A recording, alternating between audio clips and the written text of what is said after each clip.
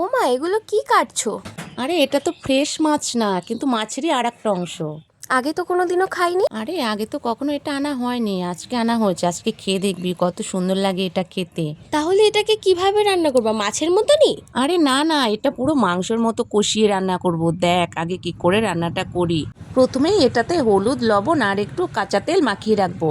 তারপরে রোজকারের মতনই সমস্ত মশলাগুলো বেটে নিয়েছি। ওই আদা, জিরে, শুকনো লঙ্কা আর রসুন। এবার কড়াই তেল গরম করে নিয়ে ওই তেলে জিরে, তেজপাতা, শুকনো লঙ্কা, একটু পেঁয়াজ কুচি, গোটা গরম মশলা আর একটু পাকা টমেটো কাটা দিয়ে ভালো করে কষিয়ে নেবো। আর সাথে কিন্তু সমস্ত বাটা মশলা দিয়ে তারপরে নাড়াচাড়া করে আবার একটু গুঁড়ো মশলাও দিয়েছিলাম। তারপরে একটু ভালো করে কষিয়ে নিয়ে কিন্তু ওই মাছের অংশগুলো দিয়ে আরও ভালো করে কষতে হবে। কষে নিয়ে তেল ছেড়ে আসলেই কিন্তু একটু ঝোল, আর ঝোলটা একটু ফুটে আসলে কিন্তু নামানোর আগে একটু বাটা গরম মশলা আর একটু ধনেপাতা দিয়ে নামিয়ে নিলেই রেডি হয়ে যাবে। এবার খেয়ে দেখবি কেমন হয়েছে।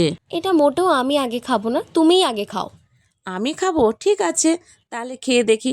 এটা কিন্তু আমার বেশ ভালো লেগেছে। তুই কিন্তু আগে খেতেই পারতিস, মিস তো করে গেলি।